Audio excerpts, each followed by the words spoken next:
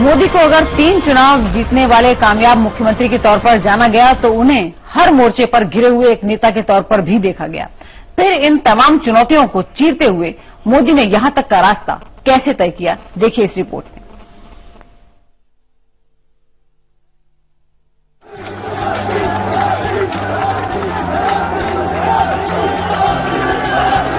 मोदी वो मोदी कैसे बने जिनके इर्द गिर्द इस चुनाव की हर एक बात सिमटी दिखाई दे रही है। कोई बात उनके पक्ष में है, कोई विरोध में, लेकिन कोई बात उनके बगैर पूरी नहीं हो रही। मोदी एक फिनोमिना बनते जा रहे हैं, लेकिन ये एक दिन में ही नहीं हुआ। मोदी का यहां तक का संघर्ष 1 दशक से भी ज्यादा चला। इस दौरान चुनौतियां, हमले, नाराजगी मोदी को लगभग हर ओर से घेरे हुए दिखाई दिए। अदालतों के मुकदमे, एसआईटी की जांच, सिविल सोसाइटी के हमले, राजनीतिक विरोधी, खुद की पार्टी से मिल रहा विरोध, बीजेपी के कई बड़े नेताओं की नाराजगी और मीडिया, लगभग 1 दशक तक प्रहार ही प्रहार, हमले ही हमले। लेकिन इस सबसे दो चार होते मोदी ने न सिर्फ अपना वजूद बनाए रखा, बल्कि उसे लगातार मजबूत बनाते हुए खुद को पार्टी के पीएम उम्मीदवार के तौर पर ला खड़ा किया। विरोधी भी कहने लगे, किस चक्की का पीसा खाते हैं मोदी। वैसे मोदी खुद इस बारे में ये राय रखते हैं। लोग जब मुझे पत्थर मारते हैं तो उस पत्थर से भी मैं सीढ़ी बना देता हूं।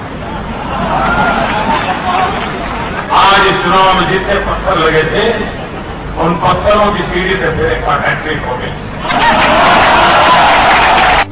मुख्यधारा की मीडिया से लगातार मिल रहे हमलों की वजह से मोदी इस मीडिया से कटने लगे। यहां तक कि उन्होंने परंपरागत मीडिया को इंटरव्यू देने भी बंद कर दिए। लेकिन उन्होंने जितना खुद को मेन स्ट्रीम मीडिया में समेटा, उतना ही वर्चुअल मीडिया में फैला दिया।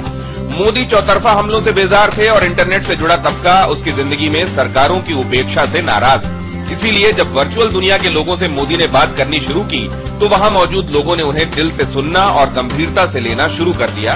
और जब ये सब रफ्तार पकड़ रहा था, तब मुख्यधारा की कई पॉलिटिकल पार्टियों से लेकर मीडिया तक को इसकी भनक नहीं लगी। इंटरनेट का इस्तेमाल अब फोन पर कम कीमत पर भी मुमकिन होने लगा और सोशल साइट्स पर लोगों की मौजूदगी और दखल में हर दिन इजाफा भी होता गया। और इसी क्रम में दिन दूनी रात चौगनी बढ़ती गई मोदी की मजबूती भी। धीरे धीरे आभासी दुनिया में नमो का यह शोर इतना बढ़ गया कि उसने न सिर्फ असल दुनिया को भी इसे सुनने के लिए मजबूर किया, बल्कि असल दुनिया के एजेंडे भी तय करने शुरू कर दिए। तो आप में से जो आशावादी होंगे वो कहेंगे आधा ग्लास भरा हुआ है, जो निराशावादी हैं वो कहेंगे आधा ग्लास खाली है। मित्रों, मैं ये 2 रास्तों से एक अलग रास्ते का इंसान हूं। मेरी तीसरी सोच है और मेरी सोच ये है, ये ग्लास भरा हुआ है, आधा पानी से, आधा हवा से। नतीजा 2014 चुनावों में सियासत का सच वर्चुअली यही हो गया कि मोदी से मोहब्बत करें या नफरत, पर लोगों और नेताओं की बात मोदी के बिना पूरी नहीं होती। समय के लिए दिनेश गौतम।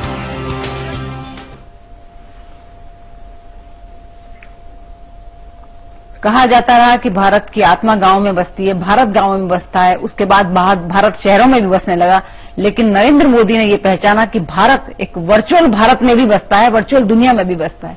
तो आज इस बात को पहचानने के लिए भी आपको एक दूरदृष्टि तो चाहिए ही, क्योंकि वो एक नॉर्मल इंटरव्यू तो देते नहीं, पत्रकारों के सवालों का जवाब भी नहीं देते, लेकिन छा गए हैं वर्चुअल मीडिया में।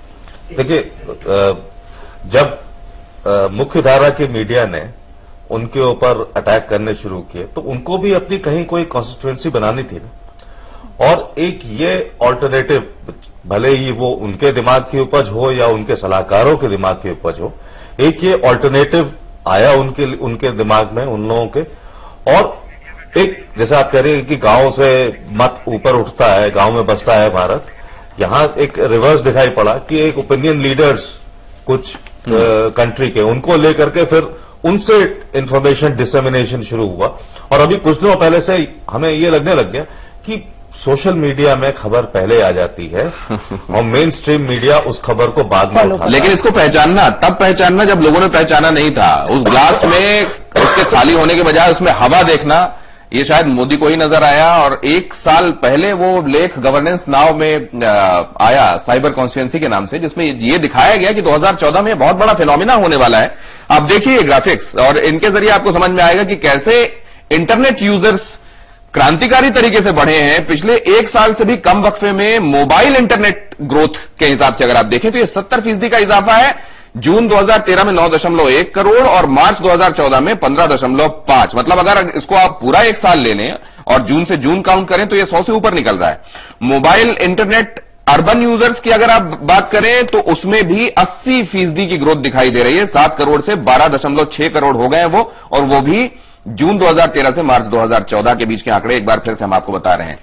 और अगर यही आप ग्रामीण इंटरनेट यूजर्स को देखें, मोबाइल के जरिए जो सर्फ करते हैं और सोशल साइट से जुड़े हुए हैं, तो उसमें 38% का इजाफा हुआ है, और ये बहुत ज्यादा है भारत के ग्रामीण लोगों की अगर हम बात करें। 2013 जून में 2.1 करोड़ से 2.9 करोड़ हो गए हैं ये। और मोबाइल के इसी खर्चे की वजह से लोगों का जो बिल है, ओवरऑल बिल, उसमें आधा, मतलब करीब 50%, 45% ये प्रिसाइसली, ये होता है मोबाइल में इंटरनेट सर्फ करने की वजह से। ये क्या दिखाता है, और साइबर एक्सपर्ट डॉक्टर दीपक आचार्य इसको कैसे इंटरप्रेट करते हैं मोदी की सक्सेस के टर्म्स में, आइए उनसे जाने।